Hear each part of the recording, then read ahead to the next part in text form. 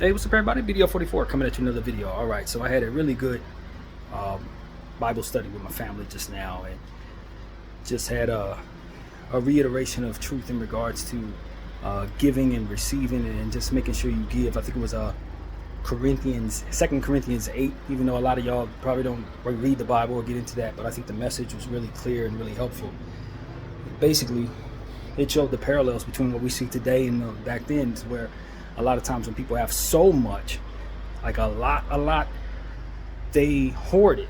They don't feel as comfortable giving unless there's some benefit to them, whether it be hedge funds, as we talk about, a great example, where they're trying to, even though they're billionaires beyond belief, have success beyond our wildest dreams, in a lot of cases they're still trying to rig the stock market to take money from the poor. You hear about Brett Favre and his alleged crimes, taken from Mississippi, the poorest state in the land, I believe it is, from the poor people's fund to try to build his own projects in football or whatever he was trying to do. And you just hear about people who have a lot, who want to take a lot, instead of, and almost it pains them to even think about giving. And then you hear about people who are modest and don't have a lot but are willing to give so much. People who are in positions of somewhat success, willing to give. And it's not really about the emphasis on the material itself. It's more so about the spiritual in aspects of it, where when you give, you are to receive. Where much is given, much will be received. And one of the ladies on the line today mentioned something that I'm going to carry with me for the rest of my life. And I don't think I've ever heard this saying before, but maybe you have. It goes something along the lines of, a closed hand cannot receive anything. So if you're willing to give with an open hand, then of course your hand is open to receive something. If your hand is clenched, how can you pick something up that's going to be handed to you? And so this is just something that stuck with me because I see it. My family's been giving me a lot, and my circumstances, my time of need, I can look at times in my past where I didn't want to give. I used to scrunch my face up when I hear about first fruits in church, and even now I still think about where that money's going or what have you. But it's not just about giving money. It's not about the physical aspect of it. It's about the spiritual aspect of it. Not to ask where the money's going, but to more so just know that it's going to be a sacrifice to the Lord, so to speak, regardless of what they do with it. It's for your benefit to give it. And it ain't just about money. It ain't just about the physical. It's about different things you want to give in terms of unselfishness. As I was saying in my previous video, I found that my friend Kay is on vacation.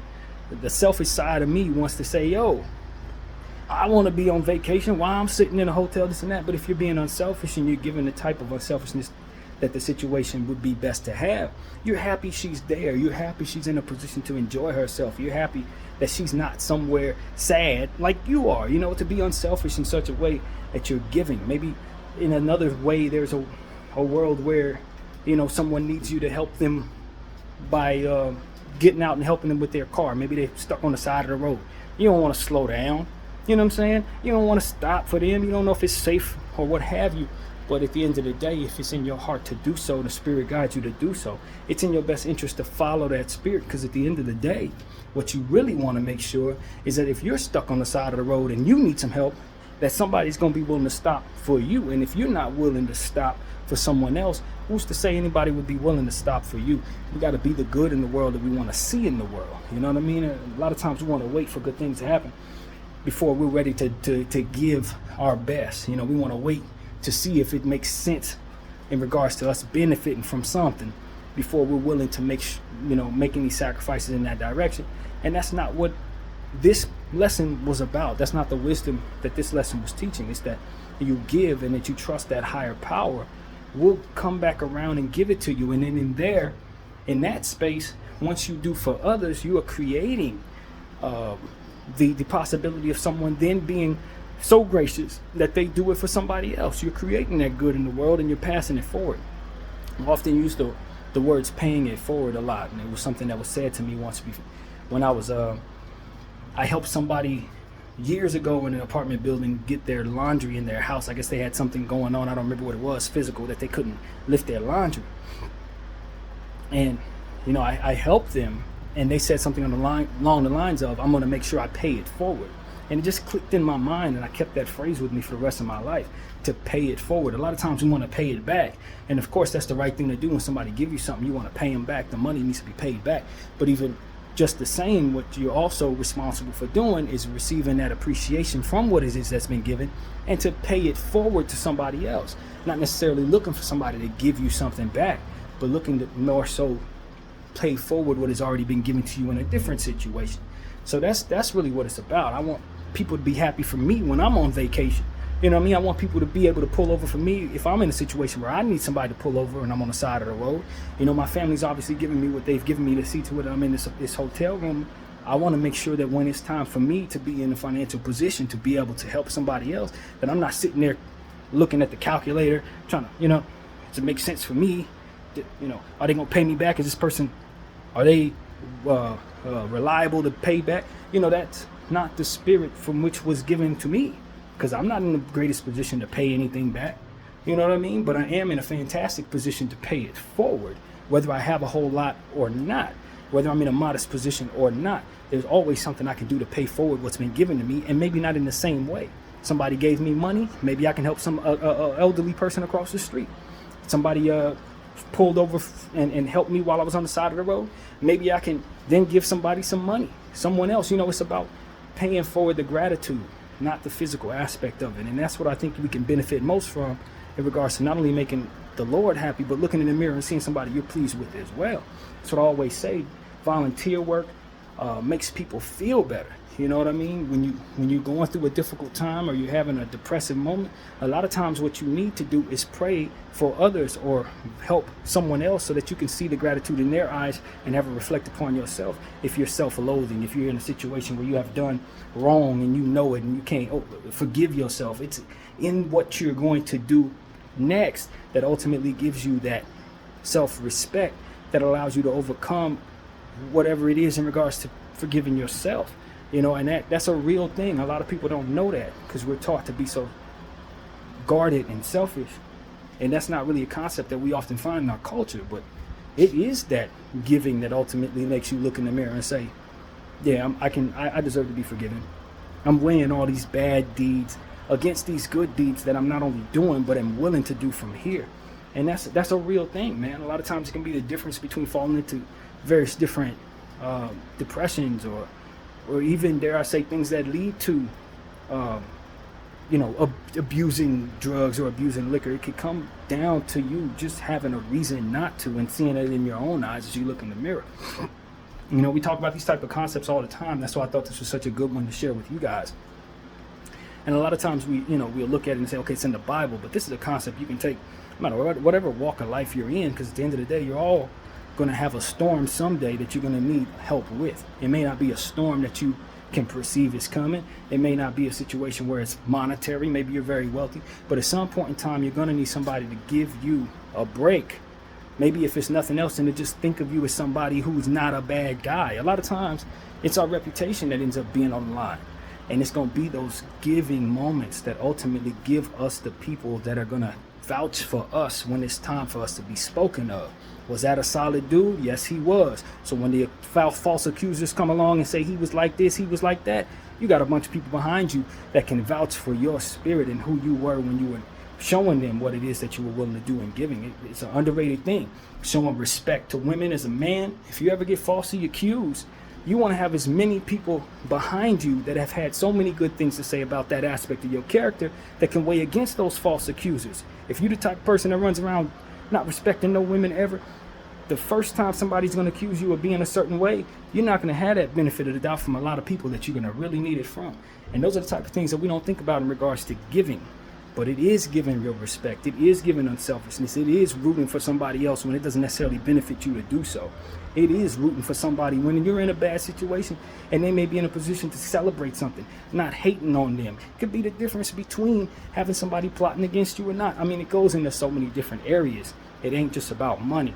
You know, it ain't just about giving as it pertains to us parting with something that we have. No, it's about giving forth your interest and your understanding of how to be generous and how to be unselfish and how to ultimately be supportive.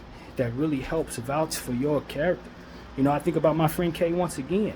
You know, whatever was said about her that spoke against her character, I can always weigh against the times when she woke up with a good word for me, or a good Bible verse for me, or somebody, she may have sent me on IG some prayers. So when I'm sitting here thinking about various different things and my mind is going to trying to weigh against what it is my negativity might be, I have to say, look, what has already been proven doesn't have to be reproven. It's already understood.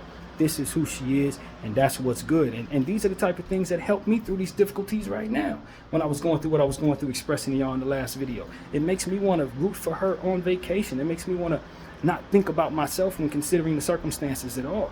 It's because she has given that allows me to be thankful and know that it's my responsibility to pay that back. Know it's my responsibility to pay that forward for which has already been given to me. Family's already paid me what they needed to in order for me to be in a position to live in this hotel room. Okay, so I can now look and say, let me do something for somebody else. Let me give somebody the benefit of the doubt. Let me pray for somebody in a different situation, praying it forward.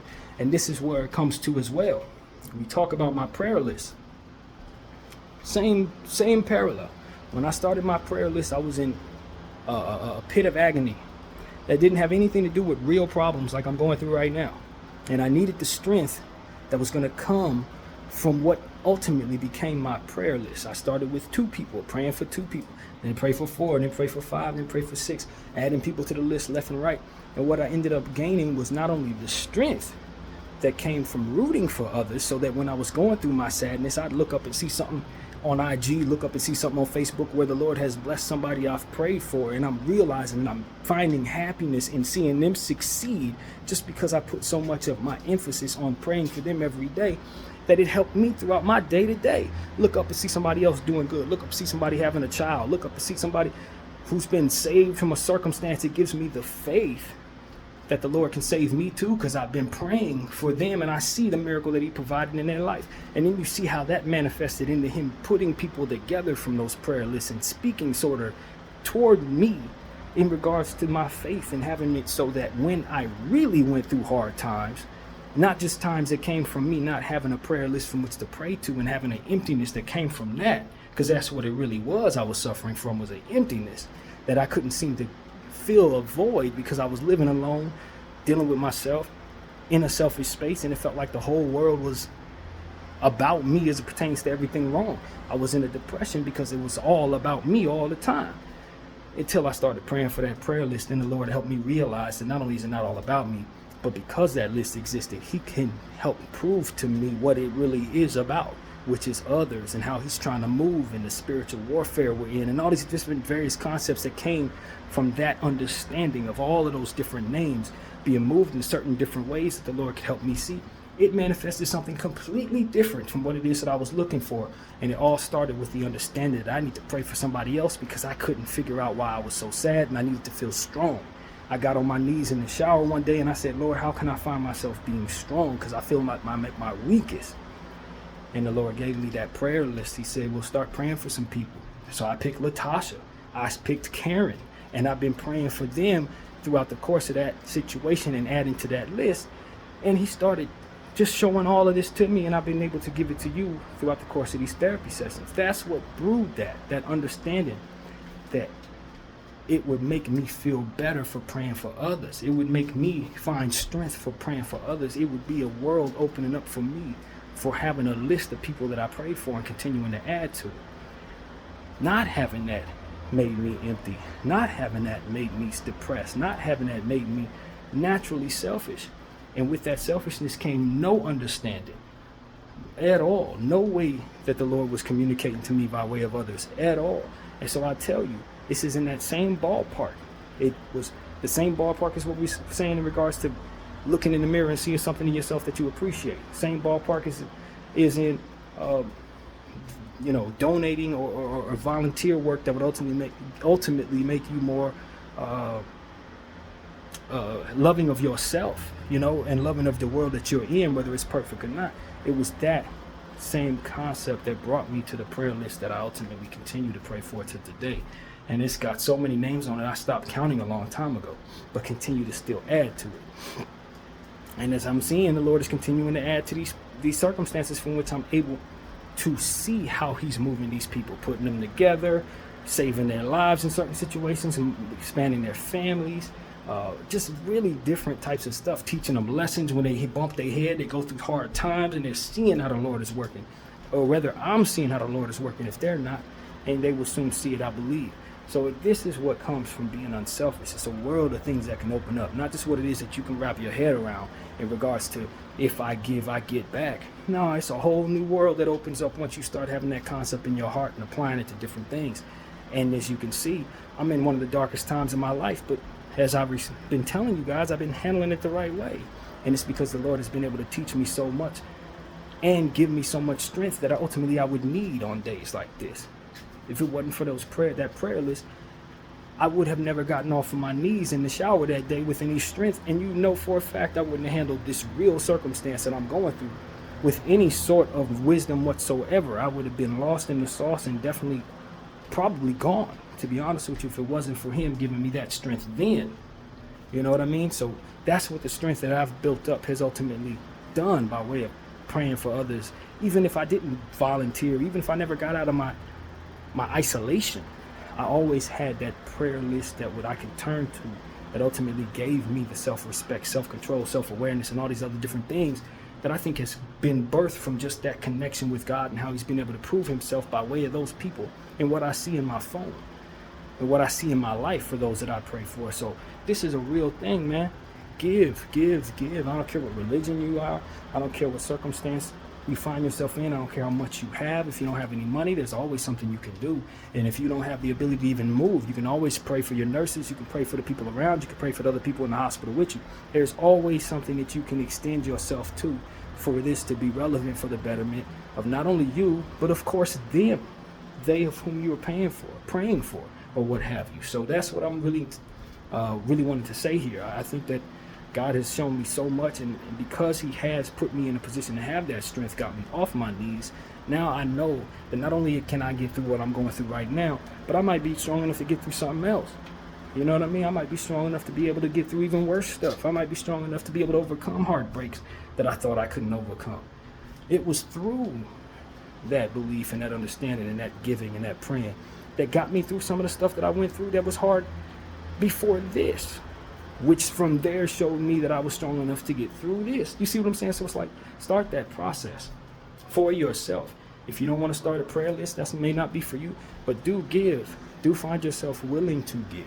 Do find yourself seeing the fruit in giving, and don't make it just about what you're getting back, because there is a whole lot that you can open up in regards to your own understanding, your own self-love, your own world, and you will see how much your compassion opens up once you start seeing the people you help be gracious and appreciative of you. It will help your character. It will help your understanding. It will help you love you. So that's what I got to say. My name is BDF 44. I thank you all for watching, and I'm out.